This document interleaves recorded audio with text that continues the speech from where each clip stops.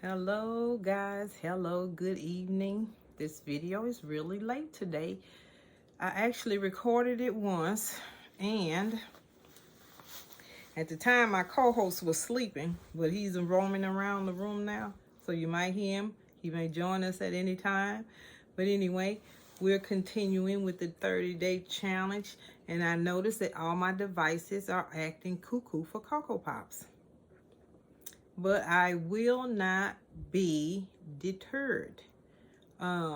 This is important. It's leading up to our conference with my sister's keeper, and I wanted to talk about that for a quick second. The conference date, September the 16th, 2023. The conference will be at 1771 North Loudale. At the Bible World building. We'll be using the fellowship hall in the building. It's a 3-story building, the only one that's on Lobdell, 1771 North Lobdell. The conference will include gifts, games, and surprises, and as well as lunch, a full course meal. We're having soup, salad, lunch, dessert. I mean, everything. I'm laying it out for y'all. And information. We're going to have a good time. That's a day to celebrate you.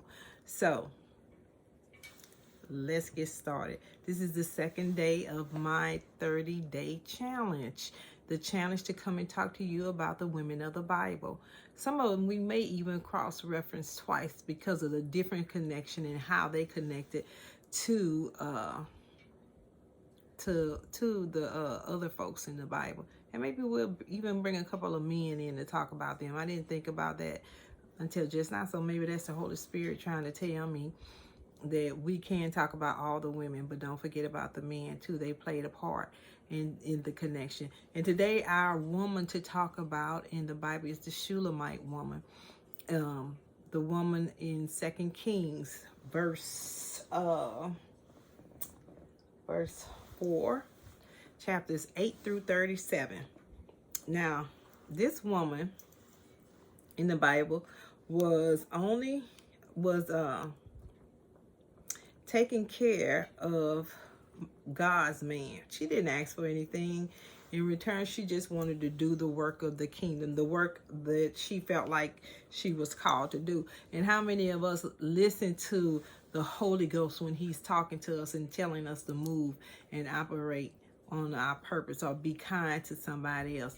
Kindness is the fruit of the Spirit. You're going to hear that all through this teaching about the fruits of the Spirit, and how if we just follow our hearts and do what's right, we'll see God. You see where God is and get to work. See where God is and get to work. That's what I really want you guys to get, to just see that message in the whole process. See where God is and get to work. Okay, let's start with the story. Every time I give you something, I want you to go in and read that chapter. So we're at 2 Kings chapter 4. You can read the whole chapter. Just go through all the chapters in the Bible. Eventually, you will get through all the books of the Bible. But we are going specifically to 2 Kings tonight, okay? So, this story starts with a woman of God, a wealthy woman, who wanted to be kind to a man of God. She sensed that it was a man of God, and every time he would come through the town, she would make sure that he would get something to eat. But let's start with the story, and we'll fill in the blanks as we go along, okay? One day, Elijah went on to Shunammite, where a wealthy woman lived, who urged him to eat some food. So whenever he passed that way, he would turn in there to eat food. He knew that he had somebody that would feed him there. And she said to her husband, "Behold now, I know that this is a holy man of God who is continually passing our way. Let us make a small room on the roof with walls, and put there for him a bed, a table, a chair, and a lamp, so that whenever he comes to us, he can go in there." See, she giving him a place to rest. He can come through, take a load off. You know, we need to learn how to treat our neighbors and the man of God well. You're going to see the connection later in a little bit. One day he came there and turned into the chamber and rested there. He said to Gehazi, his servant, call a Shunammite. When he had called her, she stood before him and he said to her, I'm sorry, let me go back. When he had called her, she stood before him. 13. And he said to him, say now to her, see, you have taken all this trouble for us. What is it what is it to be done for you? Would you have a word spoken on your behalf to the king or to the commander of the army? She answered, I dwell among my people. I'm with my own people. I don't need the king or the leader of the army to talk to. I'm good. She just saying, I'm good. I'm okay.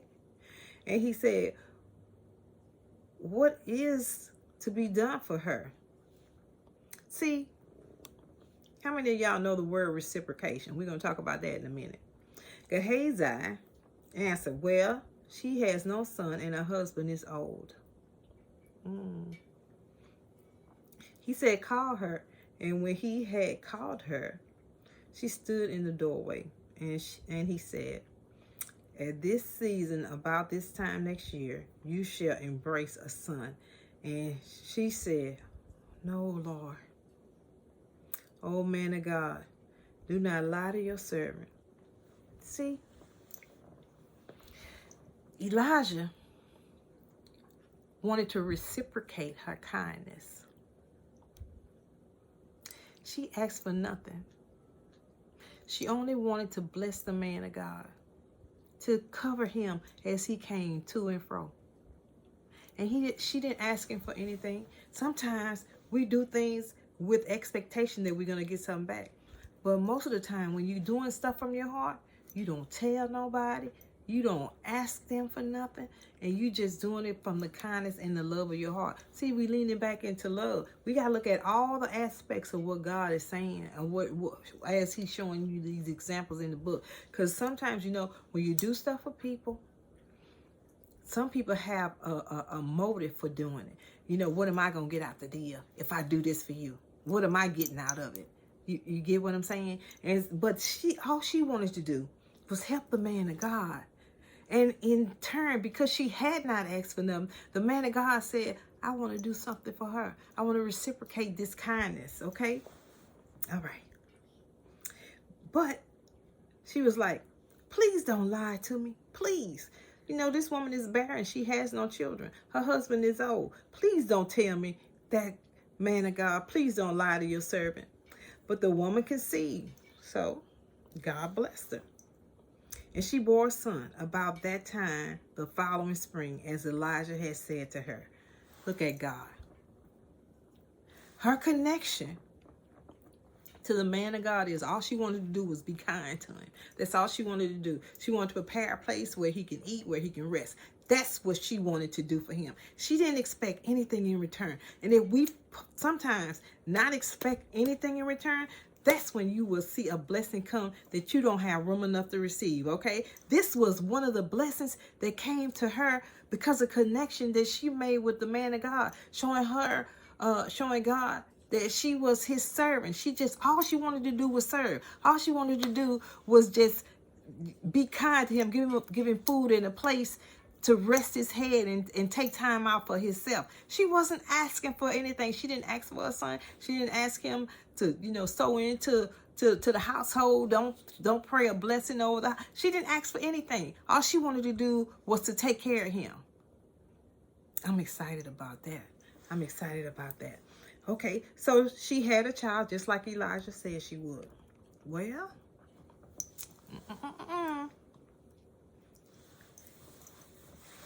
chapter 4, verse 18. And when the child had grown, so we talking about some years now, he went out one day to the father among the reapers. And he said to his father, "Oh, my head, my head." The father said to the servant, "Carry him to his mother." You know, go take him to his mom, let her figure out what's going on. I'm working. And when he had lifted him and brought him to his mother, the child sat on her lap till noon, and then he died. What? The promise died? What? This can't be real. I know the promise didn't die. I didn't ask for this. But now that it's here and I'm loving it, it's dead? Okay, all right. Okay, we go. Okay. And she went up and laid him on the bed of the man of God and shut the door behind him and went out. She left him in the bed. She didn't tell nobody what was going on in that room.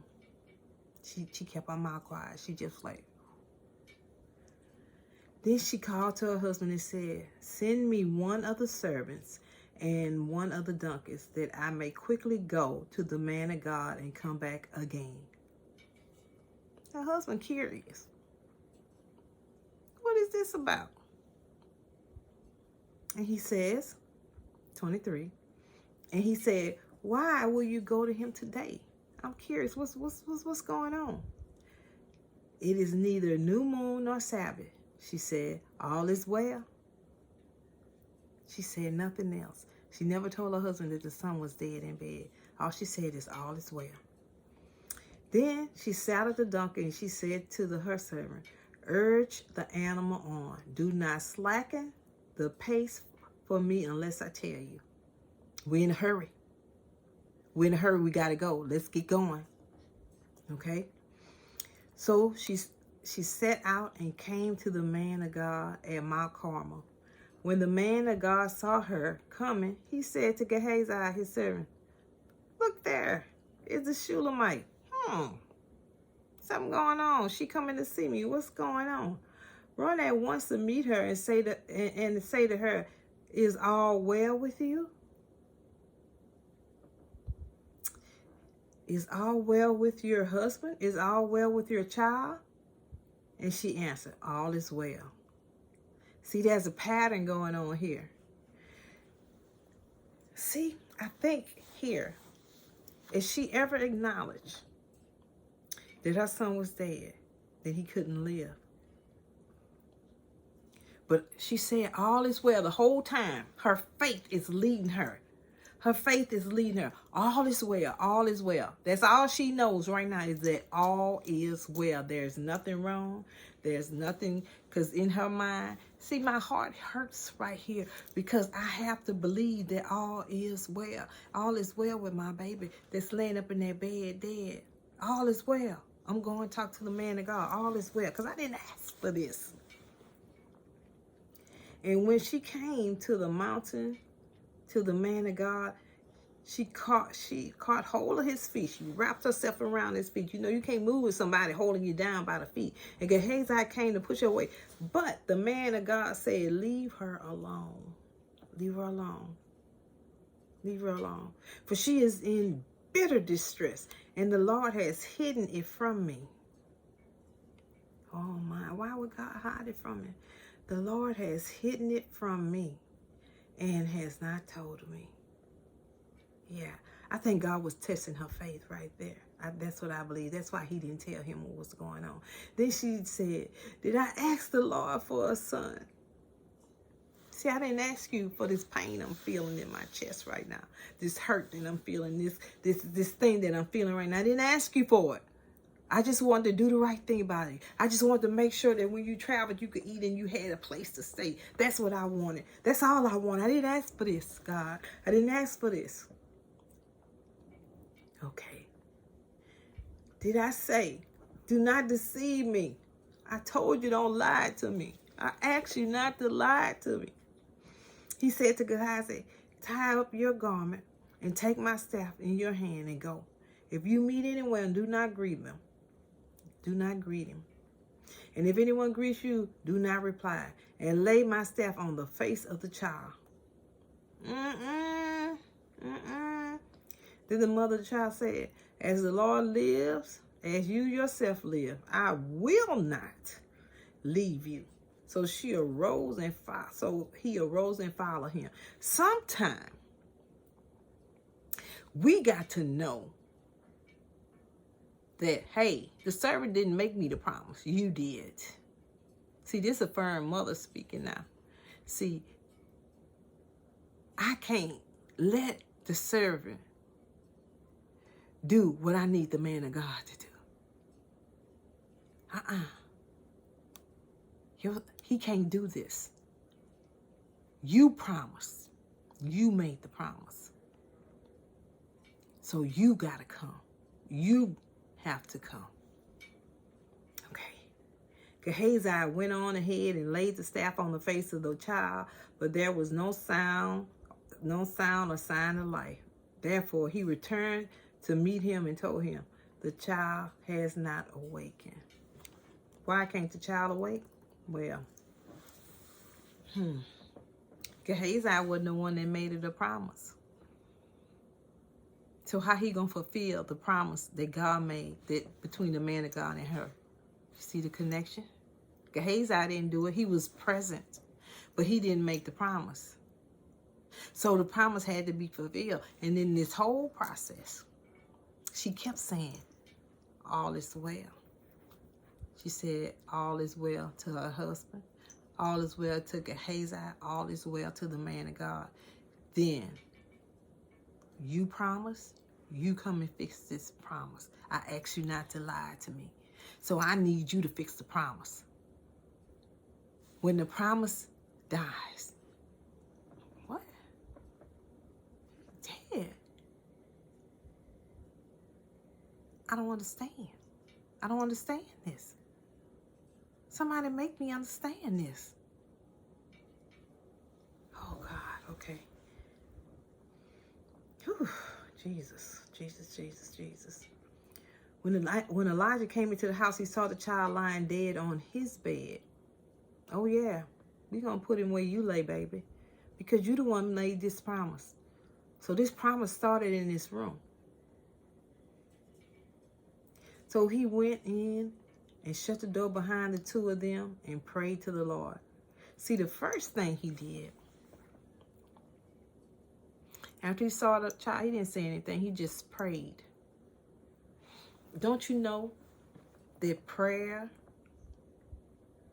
before anything, will save? It's the foundation. The intimacy with God is your answer.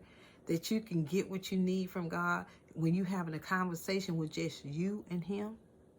You and him having a conversation. It's not about anybody else.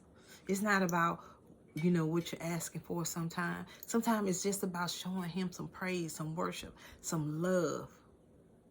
Sometimes that's just what prayer is about. It's an intimate conversation, an intimate relationship between you and God. The first thing he did, he prayed. Then he went up and lay on the child, putting his mouth to his mouth, his eyes to his eyes, and his hands on his hands. And he said, his hands on his hands. And as he stretched himself upon him, the flesh of the child became warm. He's performing a miracle, a blessing, the connection. Then he got up again and walked once back and forth in the house and went up and stretched himself upon him. The child sneezed 7 times. 7, the number of completion. And the child opened his eyes. Then he summoned Gehazi and said, call this Shunammite. So he called her, and when he came to him, he said, pick up your son. She came and fell at his feet, bowing to the ground. Then she picked up her son and went out. See, her faith allowed her to believe my son will live again. But in her thoughts, she could not conceive that the promise that was made to her was now all of a sudden gone. How could You make this kind of promise to me, and then he dies. I didn't ask for anything. I only wanted to serve God. I only wanted to give you a place to rest, to make sure you ate, to show you the kindness, one of the fruits of the Spirit. She didn't say all this, but I'm ad-libbing. I'm thinking like she would think. Because just to think that this happened, I never asked for a son. I never asked you to do anything. All I wanted to do was to be nice to you, to serve the man of God, because I perceived you were a man of God. I didn't want anything. But the man of God felt I have to give her some reciprocation for her kindness, for all she has done for us, for all that she has done to help us, to give us a place of rest, to give us a place to eat, to provide food for us. We got to reciprocate. We got to be doing, we got to do something for her. There got to be some kind of blessing, something that she needs from us. All I want to do, just like she wanted to serve him, he wanted to serve her. And so that's what he did. But at the end of the day, why would the promise die? I didn't ask for this. I didn't ask for this pain. But because she believed and she said all is well, her son could not die, y'all. He couldn't die because she never said, not one time, my son is dead. She said all is well because she believed in her heart that all would be well. All she had to do was get to the man of God. And the whole moral of this story is you got to trust God. If God made you a promise, if God, the co-host making it known that it's almost time for him to go outside. But he gonna wait a minute. But you got to trust God. Trust God in everything you do. Now, she must have had some kind of inkling that God wanted her to be kind to the man of God. He wanted to bless her. And just as she was blessing the man of God, the connection was in the blessing again. Their connection. Her serving him, he serving her. And at the end of the day, her faith allowed her son to live again. Her faith. And mothers, how many times have we sat on the side in the same place, begging God for the life of our children? But we got to remember, even in this, even in death, our kids don't even belong to us. They belong to God. And when we could turn them over to God and allow his will to be done, we have already mastered the test. This is a test. Her test was her faith that her child could live again. But she never allowed herself to believe that he was dead in the first place. And because of the man of God and his promise and the reciprocation of what was done in the whole process, the child lived again. What a beautiful story, right? Of a woman of faith, a woman of God, a woman doing the work of the kingdom. The woman doing the work that was assigned to her life with no expectation from God. I'm not asking for nothing. I only want to help. I only want to help the man of God. And the Shunammite woman is an example of us who go out and do something every day for somebody with no expectation of receiving anything back in return. And we're going to keep doing that and keep focusing on the love of God, his kindness, his fruit of the Spirit, the kindness that she shared. You know, the thought that I would do something for somebody else because they look like they need it. They, you know, after a while, they kind of just passed that way because they knew they could get a meal.